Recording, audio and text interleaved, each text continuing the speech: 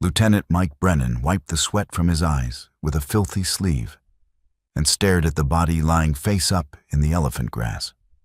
The morning sun cut through the triple canopy jungle in shafts of golden light, illuminating the dead man's face with an almost theatrical precision. Brennan had seen plenty of corpses in his 7 months in country, bloated, burned, torn apart by claymores and artillery. But this one was different. The uniform was wrong. Not black pajamas, not the khaki of NVA regulars. This was olive drab, well-tailored, with insignia that made Brennan's stomach clench. His radio man, Specialist Tommy Gutierrez, crouched beside him, the PRC-25 radio crackling with static on his back. "LT," Gutierrez whispered. "Those shoulder boards, that's Russian, ain't it?" Brennan didn't answer immediately. He was counting the stars on the epaulets. 1, 2, 3. His hand trembled slightly as he reached for his canteen. A Soviet major general, here, in the Shau Valley, dead in the jungle with an American M16 round through his chest. Brennan could see the distinctive entry wound and an expression of surprise frozen on his Slavic features. The rest of Brennan's platoon from Charlie Company, 1st Battalion, 327th Infantry Regiment, 101st Airborne Division, had formed a defensive perimeter around the small clearing. 23 men, bone-tired from a week of walking through hell, all now staring at the impossible corpse in their midst. The jungle around them whispered with danger, the ever-present possibility of snipers, booby traps, or an entire NVA company waiting in ambush. But for this moment, all eyes were on the dead Russian. Sergeant First Class James Big Jim Crawford pushed through the elephant grass, his M60 machine gun cradled across his massive forearms. Crawford was a veteran of 2 tours, a man who'd seen action from the DMZ to the Mekong Delta. Nothing rattled him, but when he saw the body, he stopped cold. "Holy Mother of God," Crawford breathed. "Sir, you seeing what I'm seeing?"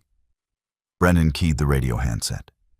"Delta 6, this is Delta 2-6. We have a situation. Need to speak to actual. Over." The radio crackled. 2-6, this is 6. What's your sit rep? Over. 6, I need secure comms. Now. Over. There was a pause. Then, Roger, 2-6. Wait 1. Brennan knew that his company commander, Captain Daniels, was now scrambling to find a way to establish encrypted communication. Standard tactical radios weren't secure. Everyone knew the NVA monitored American frequencies. But what Brennan had found couldn't be broadcast in the clear. Not this. He looked down at the Soviet general again. The man was perhaps 50 years old, well-fed compared to the typical NVA soldier, with medals pinned to his chest. Brennan could make out the Order of Lenin, the Order of the Red Banner. This wasn't some low-level advisor. This was a senior Soviet officer, deep in the Vietnamese jungle, dead at the hands of American forces. And somehow, Brennan knew with absolute certainty his discovery was about to make him wish he'd never joined the army. What Lieutenant Brennan couldn't have known, crouching there in that clearing with his platoon, was that his radio call would trigger a chain of events reaching all the way to the White House. He couldn't have known that within 6 hours, generals would be shouting at each other in the Pentagon, that CIA officers would be scrambling to contain information, that diplomats would be urgently calculating the implications of a secret war becoming embarrassingly public. He couldn't have known that he and his men would be ordered to commit an act that would haunt them for the rest of their lives, to erase evidence of a truth that everyone suspected but no one wanted confirmed. The Vietnam War was never just a fight between Americans and Vietnamese.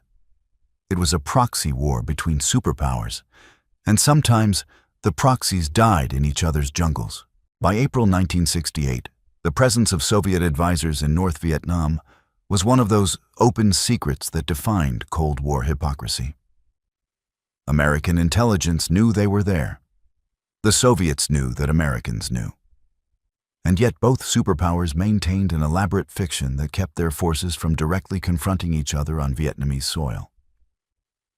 The logic was simple and terrifying. Direct combat between American and Soviet forces could trigger World War III. "We had rules," recalled Colonel Theodore Matthews, who served as an intelligence officer with MACV, Military Assistance Command, Vietnam, in 1968. Unwritten rules, but everyone understood them. Soviet advisors stayed in Hanoi or at strategic installations. They trained NVA troops, operated SAM sites, flew certain aircraft. But they weren't supposed to be in the field with combat units, and we weren't supposed to kill them. The Soviet Union had been providing military assistance to North Vietnam since the late 1950s. By 1968, that assistance had grown massive in scale. Soviet cargo ships arrived daily at Haiphong Harbor, unloading surface-to-air missiles, anti-aircraft guns, MiG fighters, small arms, and ammunition. Soviet military advisors numbered in the thousands, training North Vietnamese forces in everything from tank warfare to sophisticated air defense systems. The SAM sites around Hanoi were basically Soviet operations, said Air Force Colonel Jack Broughton, who flew combat missions over North Vietnam. The radar operators were Soviet. The maintenance crews were Soviet. Sometimes even the guys pushing the buttons were Soviet. Everyone knew it, but we had to pretend we didn't. This careful dance of deniability served both sides. For the Soviet Union, it allowed them to support their communist allies without risking direct war with America. For the United States, it prevented the Vietnam conflict from escalating into a superpower confrontation that could go nuclear. American pilots were briefed to avoid certain installations where Soviet personnel were known to operate. Soviet advisors were instructed to stay away from frontline combat zones. The Pentagon's official position was documented in classified briefings from 1967. While we have strong intelligence suggesting Soviet military personnel are present in North Vietnam in advisory and technical capacities, U.S. forces are to avoid deliberate engagement with Soviet nationals. Any incident involving potential Soviet casualties must be immediately reported through proper channels. But Lieutenant General William Westmoreland, commander of U.S. forces in Vietnam, understood the reality. In a classified memo dated March 1968, just 1 month before Brennan's discovery, he wrote to the Joint Chiefs of Staff, "Soviet involvement in NVN operations is extensive and growing. Their advisors are present at division and corps level. While we maintain fiction of non-confrontation, operational reality increasingly places Soviet personnel in tactical situations where contact with U.S. forces is possible or even likely. The CIA maintained detailed files on known Soviet military personnel in North Vietnam. By early 1968, they had identified over 3,000 Soviet military advisors, including specialists in air defense, armor operations, logistics, and communications. But the files also contained troubling gaps. Intelligence reports from captured NVA soldiers occasionally mentioned Soviet advisors at field headquarters or even accompanying units during major operations. These reports were flagged, investigated, and usually dismissed as errors or exaggerations. "We didn't want to believe it," admitted Frank Snepp, a CIA analyst in Saigon from 1969 to 1975. The whole arrangement depended on both sides maintaining boundaries. Soviet advisors in Hanoi training NVA officers? Fine, we could live with that. Soviet generals in the jungle directing combat operations? That was crossing a line that nobody wanted crossed.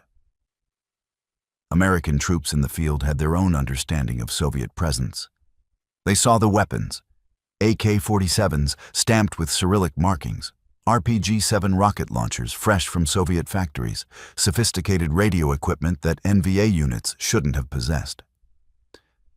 They heard stories from South Vietnamese forces about Russian voices on captured radio frequencies. But actual face-to-face encounters were supposed to be impossible. We all knew the Russians were helping Charlie, recalled Sergeant Michael Torres, who served with the 1st Infantry Division.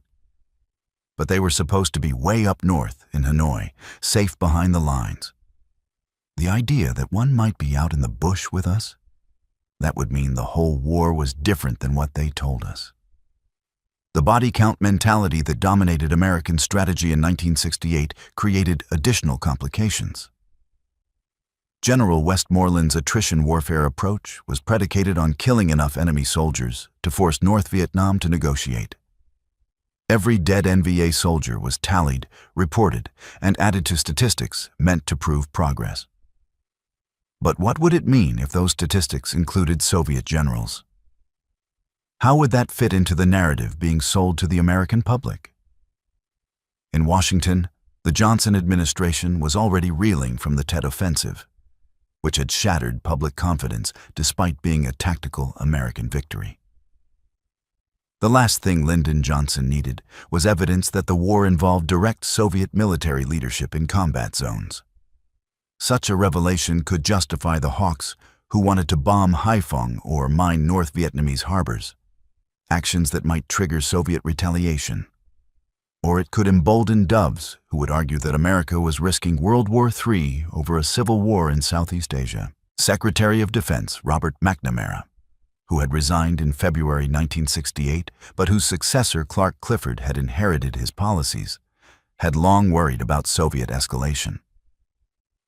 In a 1967 memo, McNamara wrote, "The greatest risk in Vietnam is not that we will fail to achieve our objectives, but that our actions will provoke Soviet intervention on a scale that transforms a limited war into a general conflict. We must maintain clear boundaries." Those boundaries were about to be shattered in a clearing in the Shau Valley, where a dead Soviet general lay in the elephant grass, and a young lieutenant named Mike Brennan was about to learn that some truths are too dangerous to be acknowledged. Major General Dmitry Volkov's path to the Shau Valley began in Moscow, in the carpeted offices of the Soviet General Staff, where the Vietnam War was studied with clinical intensity and considerable frustration. Born in 1918, Volkov was a veteran of the Great Patriotic War, what Westerners called World War II. He'd commanded tank battalions at Kursk, infantry divisions in the drive to Berlin, and emerged from the war decorated and respected. By 1965, when the United States began massive troop deployments to Vietnam, Volkov had risen to become a senior advisor in the Soviet Ministry of Defense, specializing in unconventional warfare and revolutionary military strategy. The Soviet Union's involvement in Vietnam was driven by multiple motivations: ideological solidarity with fellow communists, strategic competition with China, which was also supporting North Vietnam, and the opportunity to bleed American military power in a protracted conflict far from U.S. shores. What started with small arms and basic equipment had evolved by 1968 into a sophisticated military assistance program. The Soviet commitment to North Vietnam was enormous, explained Dr. Ilya Gaiduk, a Russian historian who gained access to Soviet military archives after the Cold War. By 1968, they were providing approximately 80% of North Vietnam's military equipment. More importantly, they were providing expertise that the Vietnamese simply didn't have: advanced air defense systems, modern armor tactics, sophisticated communications networks. The Soviet advisory mission officially began in 1965, when the first teams of military specialists arrived in Hanoi to train Vietnamese forces on newly delivered equipment. Initially, these advisors stayed far from combat zones, working at training facilities and strategic headquarters. But as American military pressure intensified, Soviet involvement deepened. Lieutenant General Viktor Sviridov, who served as chief Soviet military advisor in Vietnam from 1965 to 1969, later described the evolution. "At first, We taught Vietnamese officers in classrooms in Hanoi. Then we went to training ranges. Then we went to operational headquarters to help plan campaigns. The Americans kept escalating, so we kept adapting. The line between advisory and operational role became blurred. By early 1968, Soviet advisors were embedded at North Vietnamese Army Corps and division headquarters. They helped plan offensive operations, advised on tactics, and coordinated the integration of Soviet weapon systems into Vietnamese formations. Some Soviet officers, particularly air defense specialists, directly commanded SAM sites and anti-aircraft batteries that shot down American planes. General Volkov's assignment to Vietnam came in January 1968, shortly before the Tet Offensive. His mission was officially described as Operational Assessment and Tactical Advisement to NVA forces in the northern provinces. But documents later discovered in Soviet archives reveal a more complex objective. Moscow wanted first-hand intelligence on whether the massive Soviet military aid was being effectively employed and whether North Vietnam could actually win a protracted war against American forces. Volkov was there to evaluate, said Colonel Nguyen Van Dong, a former NVA officer who worked with Soviet advisors. Moscow was investing billions in our war. They wanted to know if we could win or if they were throwing money into a hole. He asked hard questions. How do we really defeat the Americans? Can we break their will? Are our tactics working? Volkov arrived in Hanoi in late January 1968, just as the Tet Offensive was beginning. He witnessed the massive coordinated attacks on South Vietnamese cities, the initial shock they delivered to American and South Vietnamese forces, and the brutal counteroffensive that ultimately decimated Viet Cong units. From Hanoi, he traveled south, visiting NVA headquarters and observing operations. By April 1968, Volkov had spent 3 months in Vietnam. His reports back to Moscow were increasingly pessimistic. The Tet Offensive had achieved strategic surprise but operational failure. Vietnamese casualties were enormous, and American firepower was devastating. Volkov's cables stressed that while North Vietnam had the will to continue fighting, their losses were unsustainable without major changes in tactics. He told us we were fighting the Americans wrong, recalled Colonel Nguyen. He said we couldn't win by directly confronting their firepower. We needed to avoid their strength, attack their weaknesses, draw them into terrain where their advantages didn't matter. This assessment led Volkov to the Shau Valley, a remote, heavily jungled region along the Laotian border that served as a major NVA infiltration route and logistics corridor. American forces had conducted numerous operations in the valley, including the bloody battle for Hill 937, later called Hamburger Hill, and periodic sweeps to disrupt NVA supply lines. The valley's thick jungle canopy limited American air power, and its proximity to Laos gave NVA forces sanctuary just across the border. In mid-April 1968, Volkov traveled to an NVA division headquarters in the Shau Valley to observe their operations firsthand. Accompanying him was a security detachment of NVA soldiers and a political commissar. His goal was to see how NVA units actually functioned in the field, away from the staged tours usually given to foreign advisors. He wanted truth, not theater, said Colonel Nguyen. He told our commanders he needed to see real conditions, so they took him to the valley, where fighting was constant. What Volkov found impressed and worried him. NVA soldiers were brave, resourceful, and committed. But they were also desperately undersupplied, suffering from disease and taking casualties they couldn't afford. The Soviet weapons were effective when properly employed, but maintenance was poor and ammunition was chronically short. The elaborate tunnel systems and base camps showed ingenuity, but they were also signs of an army that had to hide from its enemy's overwhelming firepower. On April 22, 1968, Volkov was at a regimental command post approximately 8 kilometers from Firebase Delta, where Lieutenant Brennan's platoon was operating. Intelligence intercepts later revealed that the command post was coordinating attacks on American firebases and planning ambushes of supply convoys. Volkov was there to observe and advise. What happened next remains partially unclear, pieced together from survivor accounts and forensic analysis. On the morning of April 23rd, an NVA patrol moving through the jungle encountered an American reconnaissance patrol from Charlie Company. A brief firefight erupted, the kind of chance contact that occurred daily in Vietnam. The NVA patrol broke contact and retreated toward their command post, with the Americans cautiously pursuing. Volkov, hearing the gunfire, apparently moved forward to observe. It was a fatal decision. As he emerged from the jungle into a small clearing, he encountered American soldiers. The exact sequence of events died with him, but the evidence was clear. Volkov was shot in the chest by an M16 rifle. Probably in the confusion of a chance encounter, he died instantly. The NVA soldiers with him scattered. Some were killed in the brief firefight. Others escaped back toward the command post.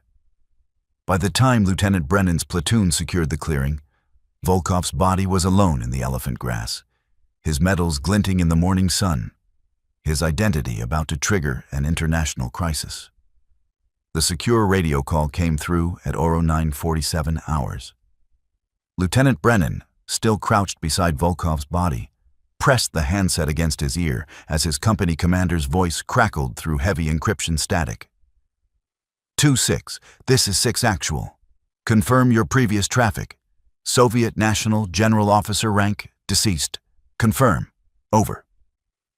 6, affirmative. Soviet Major General, multiple decorations, recent deceased American weapon wound. We have positive ID from documents. Over. There was a long pause. When Captain Daniel spoke again, his voice was tight. 2-6, secure the site. No one touches anything. No photographs, no souvenirs. Clear? Roger 6. Site secured. What's our next move? Over. Wait 2-6. Higher is going to want to look at this. Brennan clicked off and looked at Sergeant Crawford. We're waiting for orders. LT, Crawford said quietly. The boys are getting antsy. We're sitting still in a hot AO. If Charlie has friends nearby... I know, Jim. But this... Brennan gestured at the body. This is way above our pay grade.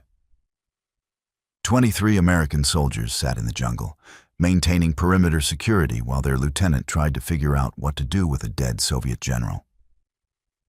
The radio remained silent for 45 minutes.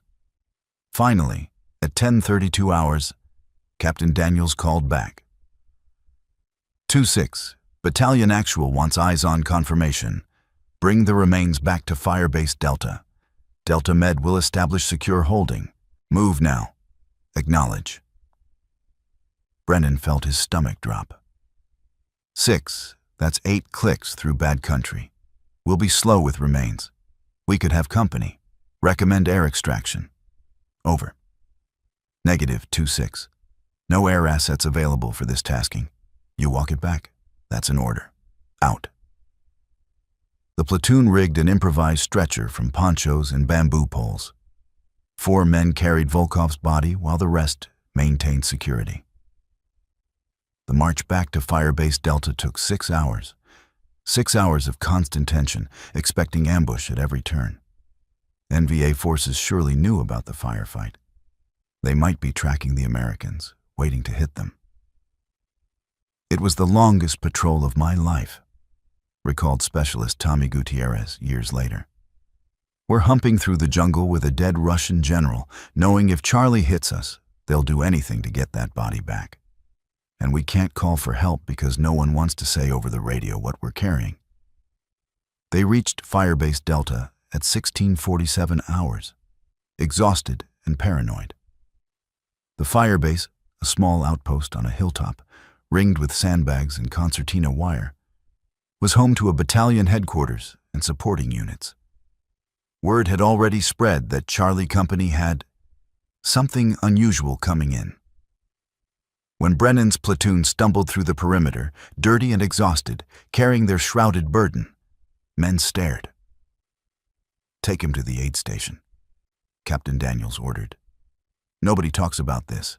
That's not a suggestion. That's an order. Anyone discusses what you found, you'll face court-martial."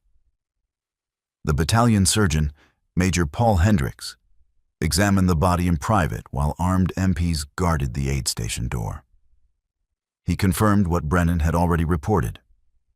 Soviet Major General, mid-50s, killed by 5.56mm round to the chest, dead approximately 12 to 18 hours.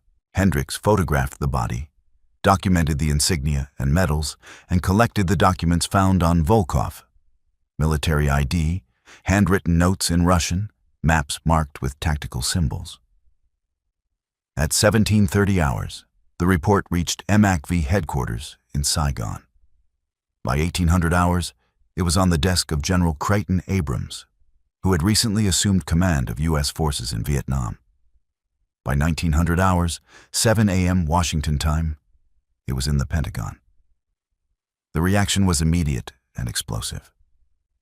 All hell broke loose, remembered Colonel Dennis Morgan, who was working in the Pentagon's operations center that morning. "We had a Soviet general, dead, killed by American forces in what was supposed to be a Vietnamese civil war. The chairman of the Joint Chiefs wanted to know how this happened.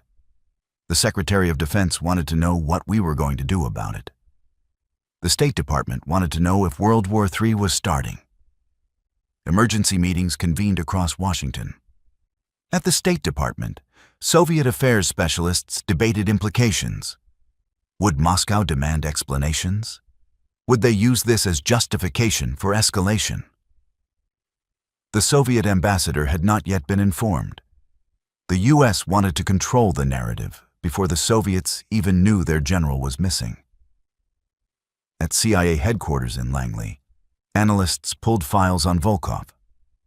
They confirmed his identity, his background, his recent arrival in Vietnam.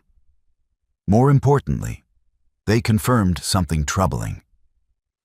Volkov was no ordinary advisor.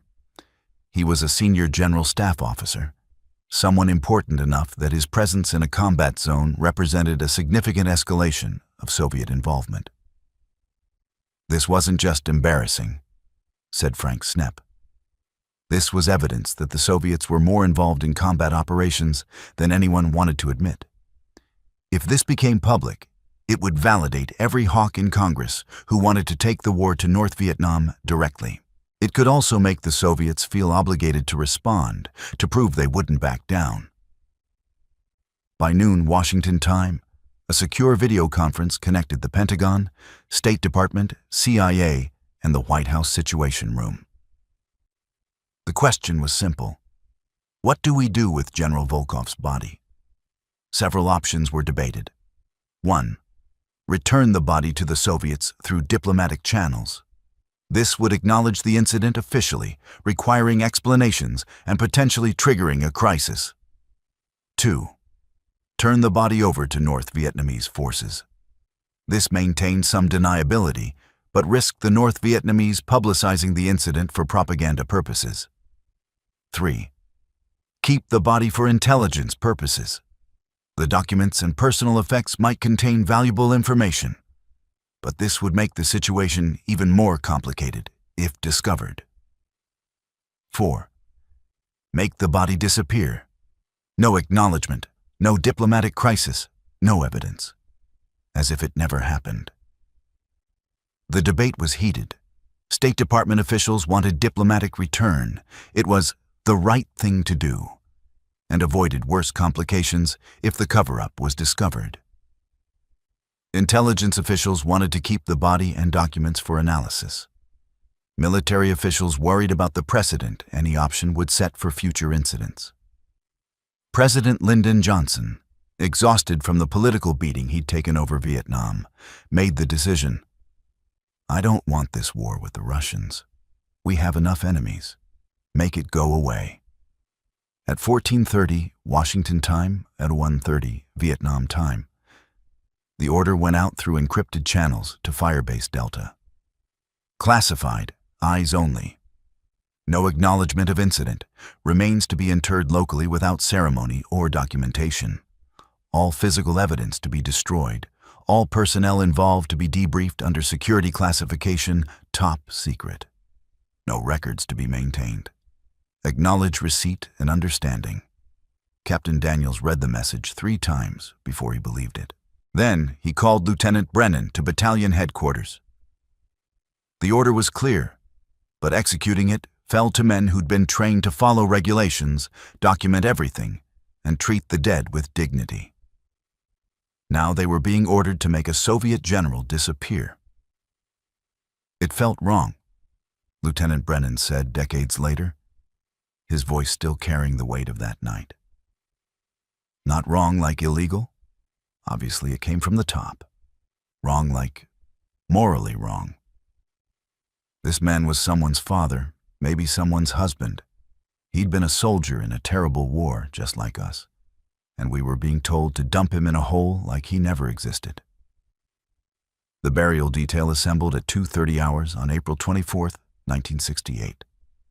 Lieutenant Brennan, Sergeant Crawford, and 4 other men from the platoon who'd found Volkov's body. They were driven by truck to a spot 3 kilometers from Firebase Delta, where combat engineers had dug a deep grave in the red Vietnamese clay. Volkov's body, wrapped in a military poncho, was loaded onto the truck. His documents, maps, and personal effects had already been removed and sealed for shipment to intelligence agencies. His medals, the Order of Lenin, the Order of the Red Banner, decorations from the Great Patriotic War, had been carefully catalogued and then placed back on his uniform. Someone in the chain of command had decided that if they were going to bury him in secret, they should at least let him keep his honors. We drove out there in total darkness, recalled Specialist Gutierrez, who was part of the burial detail. No lights except the driver's blackout markers, no talking, just the sound of the engine and the jungle at night. When we got to the site, these engineers had dug this hole. Must have been 8 feet deep. They'd done it quietly, with entrenching tools, no machinery. Then they left us to finish the job. The 6 Americans lowered Volkov's body into the grave. For a moment, they stood around the hole, silent in the darkness. Then Sergeant Crawford spoke. Somebody should say something. Lieutenant Brennan cleared his throat. I don't know what to say. I don't know if he was a good man or a bad man. I know he was a soldier. I know he died a long way from home, fighting in someone else's war. I know his family won't know what happened to him. And I know that's not right. But I don't make these decisions. Amen, Crawford said softly. They filled in the grave, working in shifts, packing the red clay tight. When they finished, they scattered leaves and branches over the site, trying to make it look undisturbed. By 04:30 hours, they were done. The Soviet Major General lay buried in an unmarked grave in the Vietnamese jungle, and only 6 American soldiers and a handful of officers knew where. We were told never to speak of it, said Gutierrez. Never to each other, never to anyone. They said it was classified top secret, that revealing anything could compromise national security. They said we could face 20 years in Leavenworth if we talked. So we didn't. For years we didn't. The cover-up extended beyond the burial. Intelligence officers debriefed every man who'd seen Volkov's body, emphasizing the security classification and the consequences of disclosure. The patrol report from April 23rd was altered to describe a routine contact with NVA forces. 2 enemy KIA, no unusual findings. The documents recovered from Volkov's body were classified and filed in secure facilities. The photographs taken by Major Hendricks were sealed. Even the grave registration team that normally documented American and enemy dead had no record of a Soviet general. In Moscow, the Soviet military quietly noted that Major General Dmitry Volkov had not reported in from Vietnam. Weeks passed. Inquiries were made through intelligence channels. The Soviet embassy in Hanoi asked Vietnamese officials if they'd heard anything. The Vietnamese, who had lost track of Volkov during the chaotic firefight, had no information to provide. Eventually, Soviet officials concluded that Volkov had died in Vietnam, probably killed in action or by accident. His wife and adult children were informed that he'd been killed, serving the cause of international solidarity. His body unrecoverable due to combat conditions. Not an uncommon fate for Soviet advisors in Vietnam. He was posthumously awarded the Order of the Red Star and honored in a private ceremony in Moscow. His family never learned where or how he'd actually died. This happened more than once, revealed Dr. Gaiduk, the Russian historian. Soviet advisors died in Vietnam, some in combat, some in accidents, some to disease. Not all bodies were recovered. The official position was that these men gave their lives for socialist solidarity. The unofficial reality was that Moscow and Washington both wanted to avoid acknowledging how deeply their forces were actually involved in fighting each other. American adaptation to the incident was swift and systematic. New rules of engagement were quietly issued to units operating in areas where Soviet advisors might be present. Commanders were instructed to report any possible contact with non-Vietnamese personnel immediately, before taking any action. Intelligence officers increased efforts to track Soviet advisor locations. The goal was to ensure another Volkov incident never occurred. For the men of Charlie Company, the adaptation was more personal. They'd learned that some truths were too dangerous to be acknowledged. They'd learned that orders could require them to do things that troubled their consciences. They'd learned that wars were more complicated than the simple narratives of good versus evil they'd been taught. It changed how I saw the war, Lieutenant Brennan reflected. I joined up thinking we were helping South Vietnam fight communist aggression. Simple, right? But here was this Russian general in the jungle helping the other side, and we couldn't even admit he existed. It made me realize the whole thing was a lie. Not that our side was wrong, I never thought that, but that the war itself was being misrepresented to everyone. It wasn't Vietnamese fighting Vietnamese with us helping. It was superpowers using Vietnamese people as chess pieces, and we were all expendable. On the Vietnamese side, the loss of Volkov was noted, but not deeply investigated. The NVA had learned to expect casualties among their Soviet advisors, though usually from American bombing rather than ground combat. The survivors of the firefight reported that the general had been killed, but they didn't know what happened to his body. NVA commanders assumed the Americans had either left it or taken it for intelligence purposes. Either way, there was nothing to be done. We lost advisors, said Colonel Nguyen Van Dong. Sometimes we knew where they died. Sometimes we didn't. War is chaos. Bodies go missing. The Soviets understood this. They didn't make official protests because doing so would acknowledge their men were in combat zones. Better to stay quiet and maintain the fiction. The tactical evolution on the ground was subtle but significant. American units in the Shau Valley noticed that NVA forces became more cautious after April 1968, avoiding direct engagements more than before. Intelligence analysts speculated that Soviet advisors, aware of what had happened to Volkov, were counseling their Vietnamese counterparts to be more careful about when and where they fought. After that incident, we saw a change in enemy tactics, reported Colonel James Davidson, who commanded a brigade in the 101st Airborne. They were always good at breaking contact and avoiding our firepower. But they got even better at it, almost like someone was teaching them improved escape and evasion techniques, which, of course, someone probably was. Soviet advisors who didn't want to end up like Volkov. The Soviet advisory mission in Vietnam continued and even expanded through 1969 and 1970.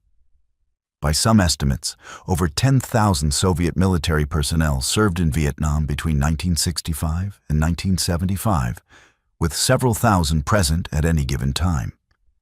They operated SAM sites, flew combat missions in North Vietnamese aircraft, commanded anti-aircraft batteries, and advised on tactics and strategy.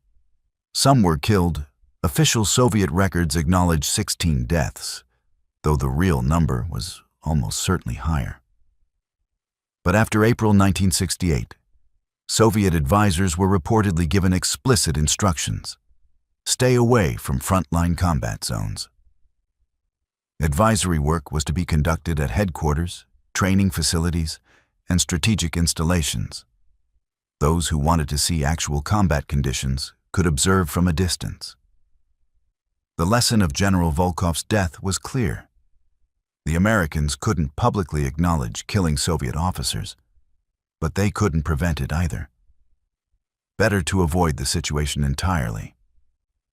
The Volkov incident remained classified for decades. The men who buried him kept silent, bound by security oaths and the weight of what they'd done. But silence has its own costs. Lieutenant Mike Brennan returned to the United States in December 1968, his tour complete. He was awarded a Bronze Star for his service, went to college on the GI Bill, and built a successful career as a civil engineer. But he never forgot the morning in the Shau Valley, or the burial in the darkness, or the face of the Soviet general lying in the elephant grass. "I'd have dreams about it," Brennan said in a 2003 interview for a classified oral history project. Dreams where his family was looking for him, and I knew where he was but couldn't tell them. Dreams where I was the one in the unmarked grave, and no one knew where to find me. It sounds melodramatic, but it affected me. The secrecy felt like complicity in something wrong.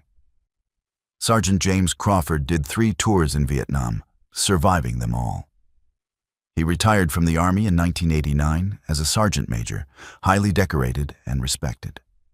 But he too carried the weight of what had happened. "We did our duty," Crawford said. "We followed orders. But that doesn't make it right. That man had a family. They deserved to know what happened to him, where he was buried. We denied them that. For what? Political convenience? So Washington and Moscow could keep pretending their troops weren't killing each other. I understand why it was done. I even agree it was probably necessary at the time. But it still bothers me." Specialist Tommy Gutierrez struggled more visibly. He returned from Vietnam with PTSD, though it wasn't called that at the time. The secret he carried was just one of many traumatic memories, but it was one he could never discuss or process. In 1975, watching the fall of Saigon on television, he broke down crying, not for the lost war, but for all the secrets buried in Vietnamese jungle, all the truths that would never be told. The strategic effectiveness of the cover-up was mixed. In the immediate term, it achieved its objective. No international crisis, no escalation, no public evidence of direct Soviet-American combat in Vietnam. The war continued as before, with both superpowers maintaining the fiction that they were merely supporting their respective Vietnamese allies. But the cost was measured in credibility and moral authority. The Volkov incident was just one of many deceptions surrounding the Vietnam War. The Gulf of Tonkin incident, false body counts, exaggerated progress reports, hidden operations in Cambodia and Laos. Each lie, each secret, each manipulation eroded public trust. When you start hiding bodies to avoid political complications, you've crossed a line, argued Dr. James Harrison, a historian who studied declassified Vietnam War documents. The Volkov incident represented everything wrong with how the war was conducted.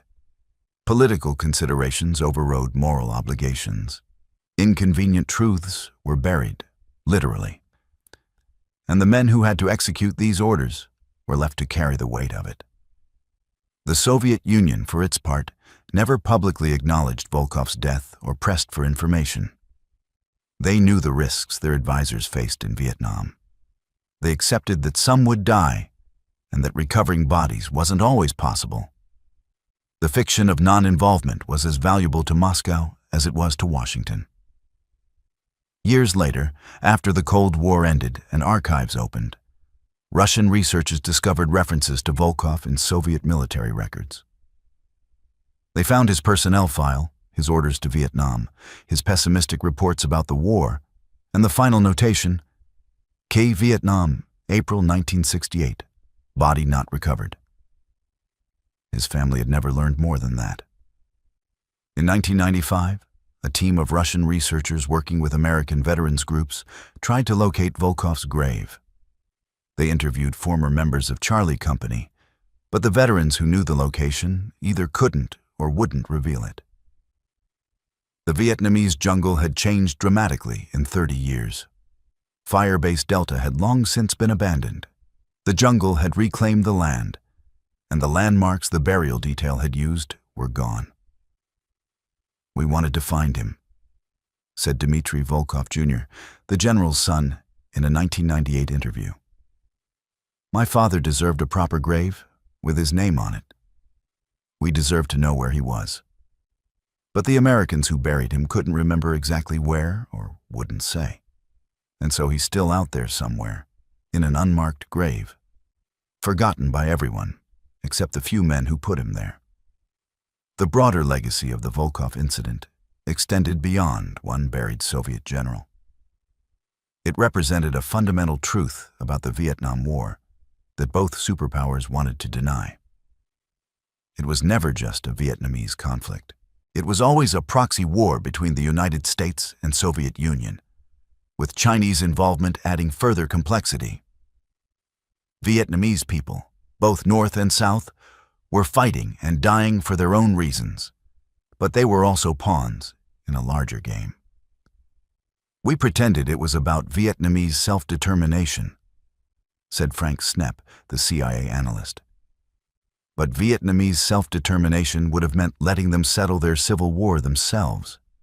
Instead, the U.S. poured in troops and weapons, the Soviets poured in advisors and equipment, the Chinese provided supplies and sanctuaries. Everyone had their own agenda. The Vietnamese just had to live with the consequences." The ironies were thick. American soldiers who believed they were defending South Vietnam from communist aggression found themselves ordered to hide evidence of that aggression.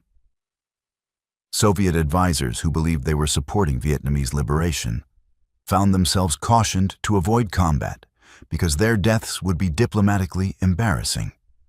And the Vietnamese, both North and South, fought a war that was simultaneously their own struggle for national identity and a battlefield for superpower competition. By 1975, when Saigon fell and the war finally ended, over 58,000 Americans had died in Vietnam. Vietnamese casualties, both military and civilian, numbered in the millions. Soviet casualties were never officially tallied, but likely numbered in the hundreds. Chinese casualties were similarly obscured. And countless bodies, American, Vietnamese, Soviet, and others, remained lost in the jungle, their families left with only uncertainty. General Dmitry Volkov was one of those lost bodies. But unlike most, his grave was known to at least a few people. It simply couldn't be acknowledged. In 2018, 50 years after General Volkov's death, the U.S. government finally declassified documents related to the incident. The files revealed the frantic cables, the emergency meetings, the presidential decision to bury the evidence. They confirmed what had long been suspected. Soviet military personnel had been more deeply involved in Vietnam combat operations than either superpower had admitted. The revelation barely made news. By 2018, the Vietnam War was ancient history to most Americans. The details of Cold War deception seemed quaint compared to contemporary crises. A few historians noted the documents with interest. Veterans of Vietnam weren't surprised. They'd known all along that the war was more complicated than official narrative suggested. Mike Brennan, then 81 years old and living in Oregon, read about the declassification online. He called Tommy Gutierrez, who still lived in Texas, and they talked for the first time in decades about that morning in the Shau Valley. I asked Tommy if he thought we did the right thing, Brennan recalled. He said he didn't know. Neither did I. We followed orders. We kept the secret. Maybe that prevented something worse. Or maybe we just helped maintain a lie that let the war continue longer than it should have. I still don't know. James Crawford had died in 2011, taking his memories of the burial to his own grave. 3 of the other men who'd been part of the burial detail had also passed away. The location of Volkov's grave remained known only to a handful of aging veterans, and even they weren't certain they could find it again after 50 years of jungle growth and change. Russian researchers made one more attempt in 2019 to locate the grave site. They used declassified documents to narrow the search area and employed ground-penetrating radar to scan for anomalies in the soil. After 3 weeks of searching near the former location of Firebase Delta, they found nothing. The jungle had kept its secret. The lessons of the Volkov incident echoed in later conflicts. During the Soviet-Afghan War of the 1980s, American advisors provided support to Afghan Mujahideen fighters, carefully avoiding direct combat with Soviet forces while enabling their defeat. Both sides maintained plausible deniability about the extent of foreign involvement. The pattern repeated in Syria decades later, with Russian forces supporting the Assad regime while American forces supported various opposition groups, both sides taking pains to avoid direct confrontation while knowing their proxies were killing each other. The Volkov incident taught policymakers that proxy wars work best when they stay proxy wars, explained Dr. Harrison.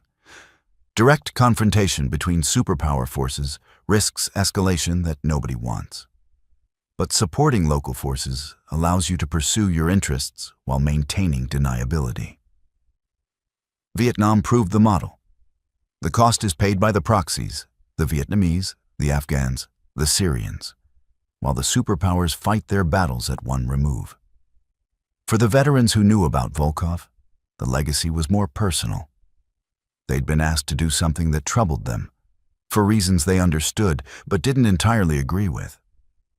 They'd carried the weight of that decision for decades, unable to discuss it, unable to fully process it. War requires moral compromises, Brennan reflected late in his life. I understand that. I made plenty of them in Vietnam. But some compromises sit heavier than others. Killing in combat, that was my job. Burying a man in secret so politicians could avoid embarrassment? That was something else. It was probably necessary. It might have been right. But it never felt right. The ultimate failure wasn't tactical or strategic. By the standards of realpolitik, the cover-up worked perfectly. No international crisis resulted. No escalation occurred. The war continued on its inexorable path to American withdrawal and eventual North Vietnamese victory. But not because of General Volkov's death. The failure was moral and human. A family was denied closure. A veteran was denied proper burial honors. Truth was sacrificed to expedience.